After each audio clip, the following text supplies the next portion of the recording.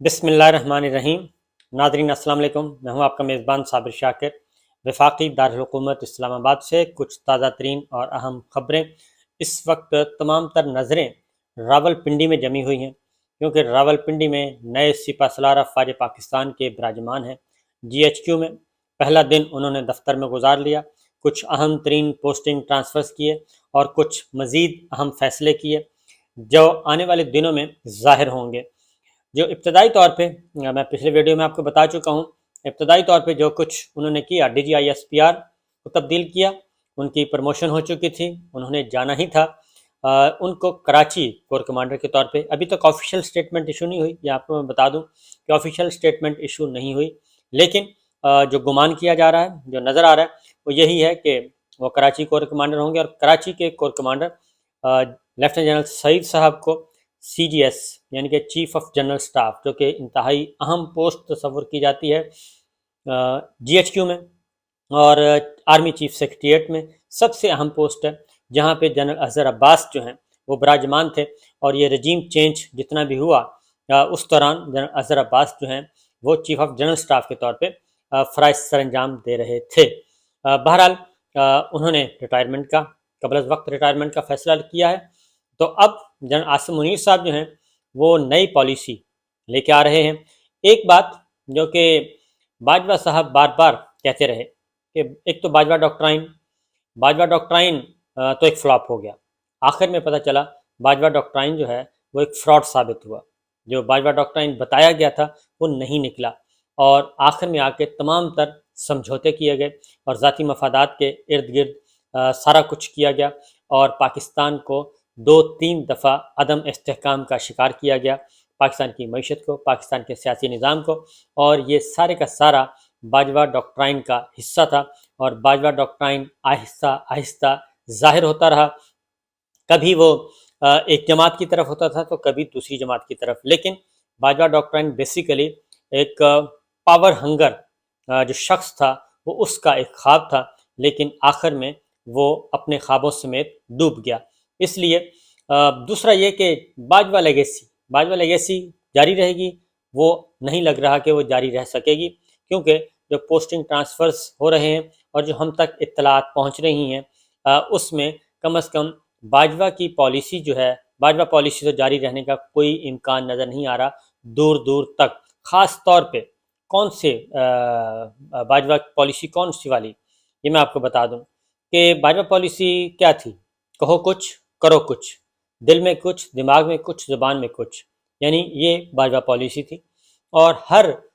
شخص کو، ہر ادارے کو، ہر ملک کو ایک بالکل ڈیفرنٹ کی گولی دی گئی، جھوٹ بولا گیا، اور جس کے نتیجے میں پاکستان جو ہے وہ اپنے دوستوں سے بھی دور ہوتا گیا اور پاکستان مسائل میں گھرتا گیا۔ یہ تھی باجوہ پالیسی اور یہ تھا باجوہ ڈاکٹرائن،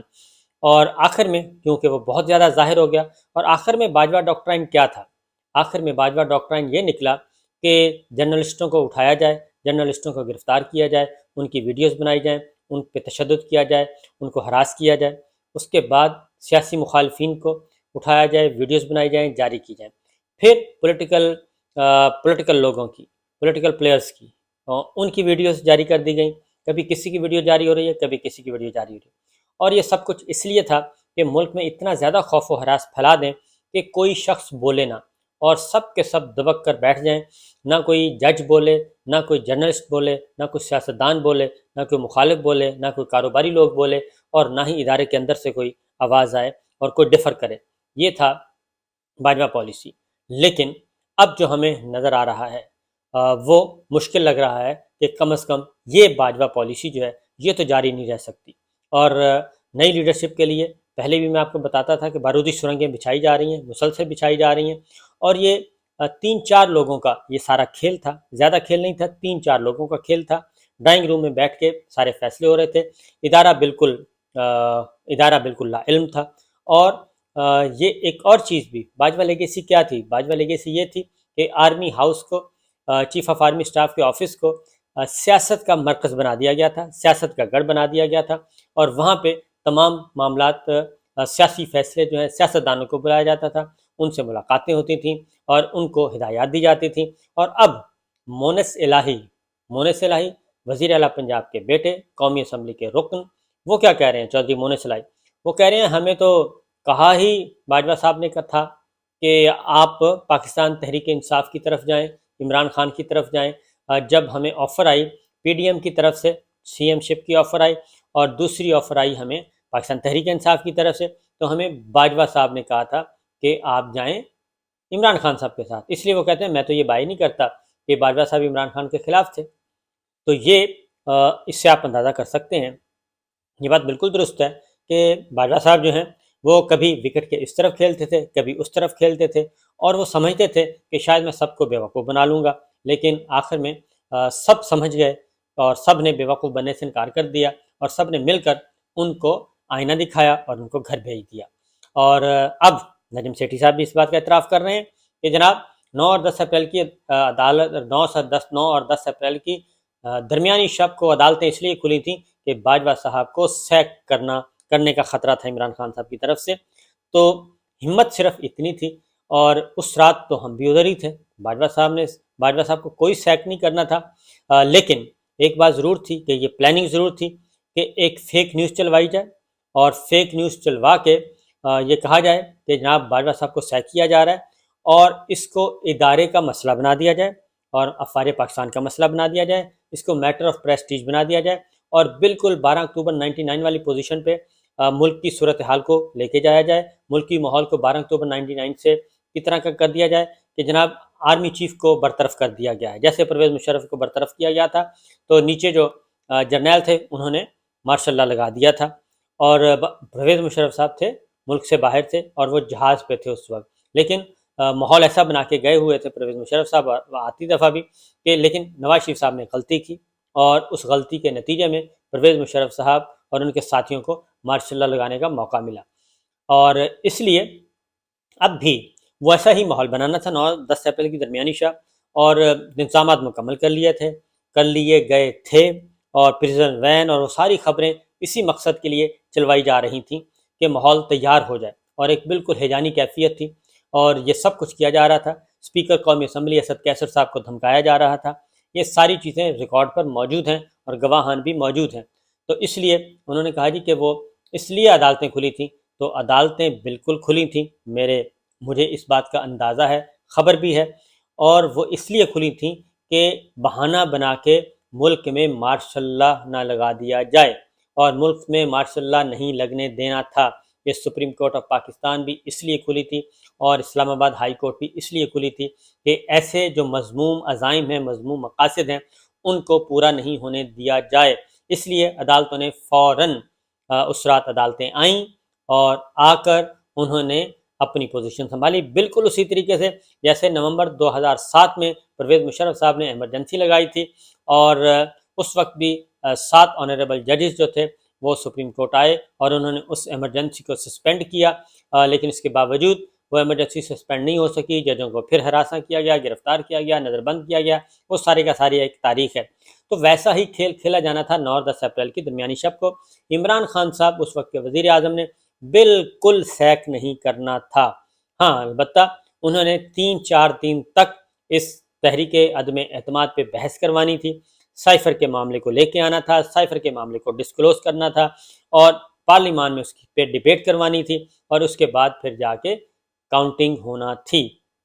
لیکن ایسا نہ ہو سکا۔ تو یہ سارے کا سارا ایک پلان وہ بھی تھا۔ اس کے بعد محسن داوڑ صاحب بھی میدان میں آ چکے ہیں، وہ بھی پارلیمنٹ ہاؤس میں انہوں نے اب انکشاف کیا ہے کہ یہ جو رجیم چینج کا کھیل کھیلا گیا، یہ تو صرف اس لیے کھیلا گیا کہ اپنے مقدمات جو ہیں وہ سارے ختم کروا لیے جائیں، اور باقی کسی کا کوئی پرسان حال نہیں ہے، ہمارے ووٹوں سے وزیر اعظم بنے۔ اور اس وقت تو رجیم چینج پہ بہت زیادہ شوق سے کہ بات آگے بڑھائی جا رہی تھی، تو محسن داوڑ صاحب کو بھی اس تکلیف کا احساس اس وقت ہوا جب وہ اسلام آباد سے ازبکستان جا رہے تھے، اور ایئرپورٹ پہ جا کے پتہ چلا کہ وہ باہر نہیں جا سکتے، اور ان کا نام ECL میں ہے۔ تو محسن داوڑ صاحب نے رجیم چینج آپریشن کی گواہی جو ہے وہ پارلیمان میں کھڑے ہو کے دی، اور پارلیمنٹ کے ریکارڈ میں وہ چیز اپنی ریکارڈ کروائی کہ جناب رجیم چینج کا مقصد کیا تھا۔ وہ مقصد یہ تھا کہ مقدمات کلیئر کروانے تھے، اور اس کے بدلے میں باجوہ صاحب کو کیا ملنا تھا وہ تو کچھ نہیں ملا، اور وہ سارے کا سارا پلان فلاپ ہوا۔ اس کے بعد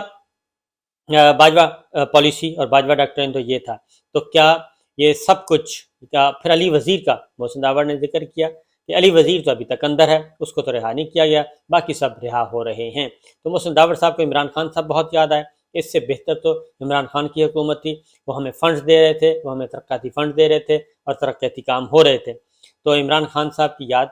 सबको ही आ रही है और आहिस्ता आहिस्ता मज़ीद भी आएगी। तो बहरहाल ये थी बाजवा डॉक्ट्राइन, बाजवा पॉलिसी। तो क्या जन आसिम मुनीर साहब इस पॉलिसी को जारी रखेंगे? हरगिज़ नहीं। जन आसिम मुनीर नए आर्मी चीफ इसको हरगिज़ जारी नहीं रखेंगे और वो इस पॉलिसी को तब्दील करेंगे। फिर बाजवा साहब की पॉलिसी क्या थी? बाजवा साहब की पॉलिसी थी कि अपनी ज़ात को अपनी इमेज बिल्डिंग, ज़ाती इमेज बिल्डिंग की जाए, इदारे की नहीं, ज़ाती इमेज बिल्डिंग की जाए और ज़ाती सरकारी खर्चे पे बाजवा साहब की पर्सनैलिटी को यूँ खड़ा किया जाए। तो वो सारे का सारा आइडिया फ्लॉप हो गया और पाकिस्तान के अवाम ने ऐसी तमाम कोशिशें नाकाम बनवा दी। और फिर आखिरी दिनों में आपने देखा होगा कि हक में रैलियां भी शुरू हो गई थी और वो एक आखिरी सहारा था। और किसी भी रैली में, जो रेंटे रैली थी, उसमें किसी में भी 50 आदमी से ज़्यादा लोग नहीं थे। तो ये टोटल रेंटे रैलीज निकाली गई 3-4 शहरों में, लेकिन वो आइडिया भी फ्लॉप हुआ। फिर एक और बात, चलें वो एक बड़ी बात है, उसको अगली किसी वीडियो में बताएंगे। तो बहरहाल जनरल आसिम मुनीर साहब जी, पहला दिन उनका हो गया और जो उन्होंने हिदायत दी हैं, जो उन्होंने अहकामात दिए हैं, नंबर 1 ये कि उन्हें किसी पर्सनल अपनी इमेज बिल्डिंग का कोई शौक़ नहीं है और उनकी ज़ात को बिल्कुल नीचे लो प्रोफाइल में रखना है और उनकी तस्वीर भी जारी नहीं करनी और ब्रेकिंग न्यूज़ नहीं चलवानी। क्योंकि पहले तो जैसे ही एक छोटा सा वो व्हाट्सएप ग्रुप पे फ़ौरन आता था और यकदम डायरेक्टर न्यूज़ को भी फ़ोन जा रहा है, ब्यूरो चीफ को भी फ़ोन जा रहा है, रिपोर्टर को भी फ़ोन जा रहा है, फ़ौरन ब्रेक करें और प्रोग्राम्स रोक दिए जाते थे। क्या हो गया जी कि बाजवा साहब की फ़लाँ से मुलाकात होगी, बाजवा साहब की फ़लाँ से मुलाकात होगी, बाजवा साहब वहाँ चले गए। और इस तरीके से वो एक पूरे का पूरा था जी, पूरे का पूरा प्लान होता था। तो वो प्रोग्राम रुक जाते थे, करंट अफेयर का प्रोग्राम चल रहा है, कोई भी इवेंट चल रहा है, फ़ौरन रोक के वो खबर चलवाई जाती थी। तो जनरल आसिम मुनीर ने ये सिलसिला बंद करने का हुक्म दिया है, बंद करने का हुक्म दिया है। और उसकी पहली मिसाल हमने कल देखी।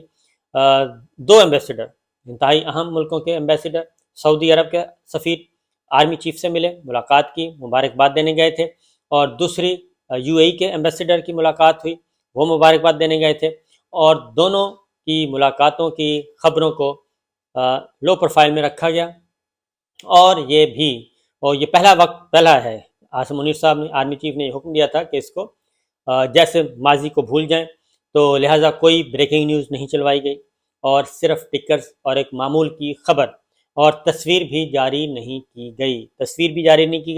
तो ये नई पॉलिसी आई है DGISPR। नए DGISPR बहुत जल्द आ जाएंगे, लेकिन हम ये कहेंगे कि ISPR में बहुत ज़्यादा रिफॉर्म्स की ज़रूरत है, ISPR में बहुत ज़्यादा रिफॉर्म्स की ज़रूरत है। और आसिम मुनीर साहब को उस तरफ भी तवज्जो देनी चाहिए, क्योंकि वो आएंगे, पहले ब्रीफिंग लेंगे। उन्होंने ISPR डायरेक्टोरेट का विज़िट करना है, वहाँ पे होनी है ब्रीफिंग और उसके बाद फिर अंदाज़ा हो सकेगा उनको भी कि आखिर वहाँ पे क्या क्या हो रहा है। बहरहाल रिफॉर्म्स चल रही हैं और रिफॉर्म्स चलेंगी। कुछ इम्पॉर्टेंट और भी डिसीजन लिए गए हैं और वो आने वाले दिनों में आएंगे। और ये जो खबरों का सिलसिला, तशहीरी मुहिम कम करने का कहा गया, तशहीरी मुहिम ख़त्म करें और सिर्फ ISPR जो है वो फ़ौज और फ़ौज के प्रोफेशनल मामला, दिफाई मामला, इन मामला पे सिर्फ खबरें जारी करेगा।